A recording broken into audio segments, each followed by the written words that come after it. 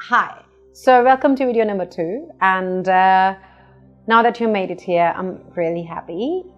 This second half of your birth chart is going to be very interesting because before we were talking about all the practical things in your life, people in your life, and we're still going to talk about that, but there's going to be more spiritual aspect in the second half of your chart.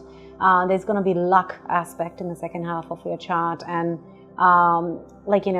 even we're going to talk about moksha at some point in your second half of your chart. So it's pretty intense. And we're going to start with house number 7, which is the house of marriage. Very interesting house. It's all about partnership. It's all things in life that's done with your partner. Your sex life, your marriage, what's your partner going to be like? What's he or she going to be like? What's going to be your relationship with that person? Your business partnership is also seen from your 7th house, because your business partnership is, it's not your marriage partner, but your business partner is going to be pretty active in your life. You're gonna see them, talk to them every day. So that is also to be seen from house number 7. What your partner will bring in your life, that's not to be seen from house 7, but what's that person's gonna be like, at what age you're gonna get married, all that can be seen from that house. And also whether or not what kind of sex life you'll have.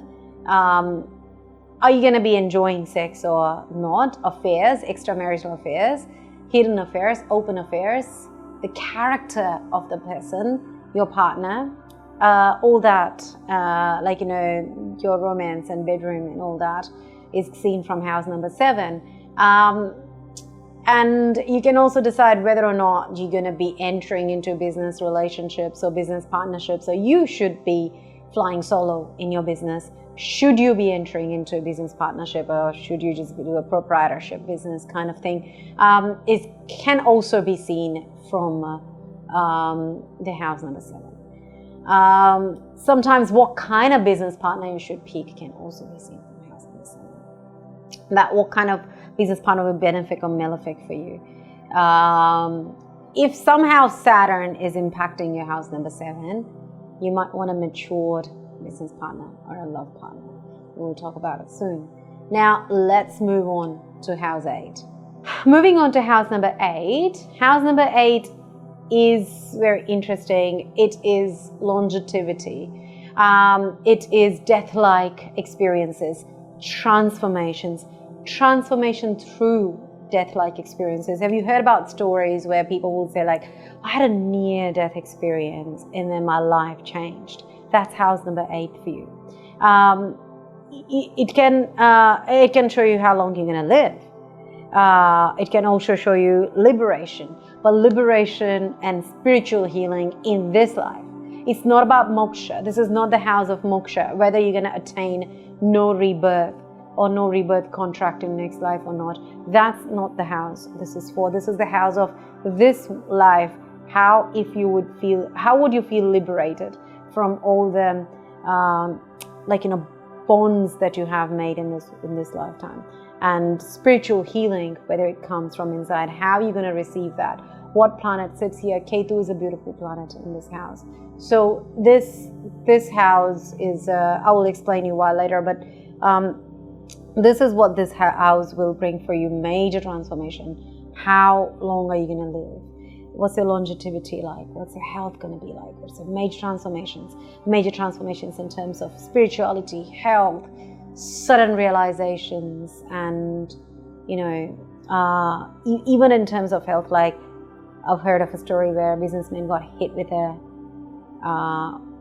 end of a small jet ski, and then he had a brain surgery, and his life transformed, and that is house number 8. So this is what we are talking about when we are talking house number 8.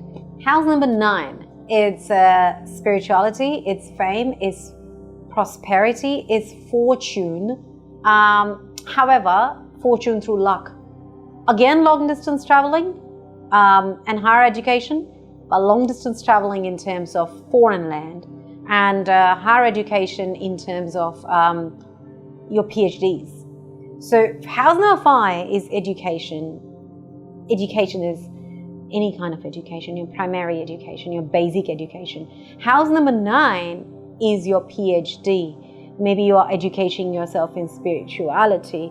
You're taking up a course in astrology. You're doing something to put yourself in a higher or the highest position compared to where your basic form of education, your primary education, your 1, 2, 3, 4, to now educating yourself very differently. It can also give you, like,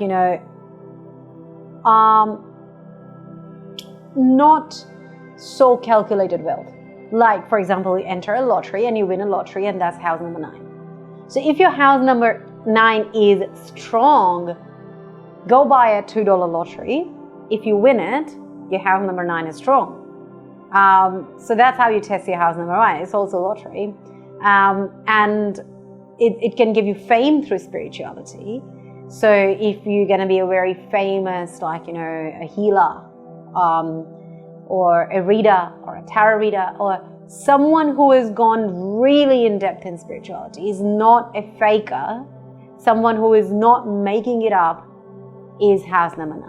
Someone who's not cheating you is house number 9. So that's someone who really means it when it comes to spirituality. It comes from the spirituality for house number 9 is coming from inside, and how strongly it's in your chart, placed in your chart, which we will see later.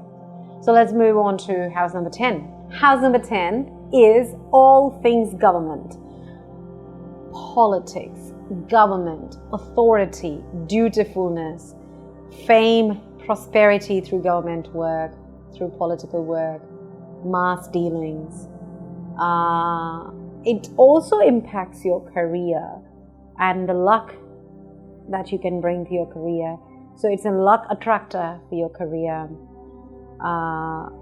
It can also be a house of wealth somehow, in one way or another. There's wealth attached to house number 10. How much you made out of your, your money you made with the fame, the social dignity that you've earned in the society, the money you have made through your efforts, the money you have made through dignity.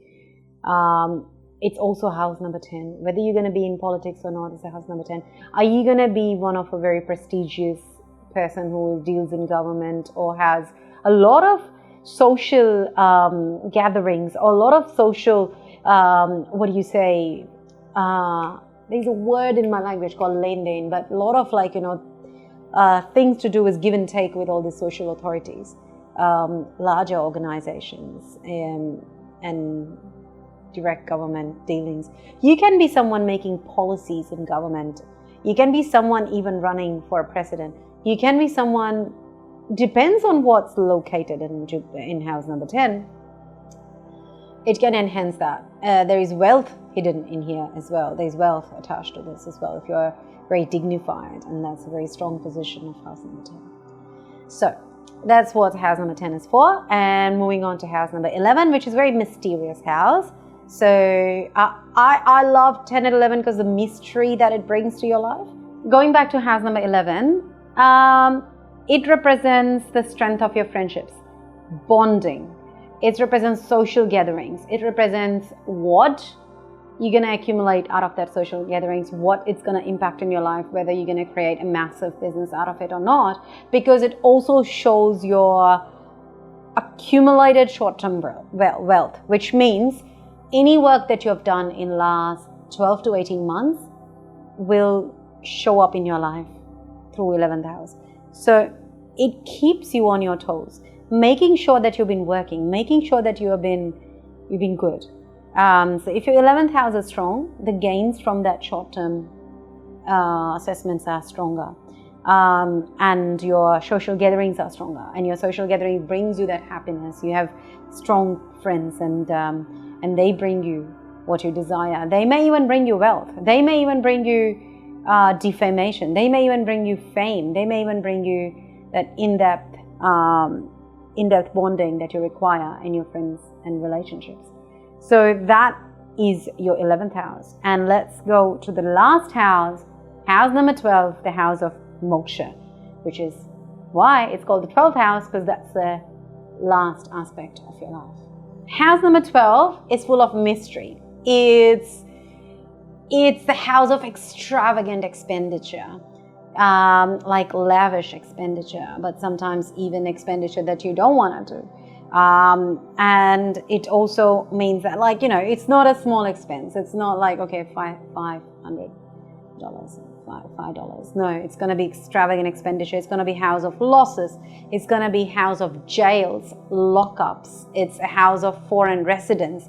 It's the house of moksha as well. So all this accumulated through one house. You may make a lot of money, but you have no idea what to do with your money. You have no idea what to do with your finances. So one way you have a flow of $100,000 coming a month even, but the another way you have an outlet of $120,000 going out. That's your number 12. If your house number 12 has a positioning of Ketu, which we will talk soon, or even Moon, then highly likely this is your last life. It's your moksha time. And if not, you can access the power of this house, activate it, and pray for your moksha. If you have a deeper desire to attain moksha in this life, you can attain it through house number 12. You can activate that house. You can find avenues of how your house is placed and in what way you can tap into that house, what nakshatra is in place and what planet is in place, what's aspecting it. And we're going to talk all about it, because a lot of people ask about moksha. Because everywhere you see, like, oh, I just don't want to attain moksha. But that's the toughest thing you can do in your life. So how are you going to do that? House number 12 will assist you. That's all we're going to talk about for these two videos. And then we're going to move on to our third part of the journey in this planetary celestial body, the world of astrology. And we're going to tap into a completely new topic in our fourth video. So I'll see you then. Keep subscribing to this channel so you can hear more from me.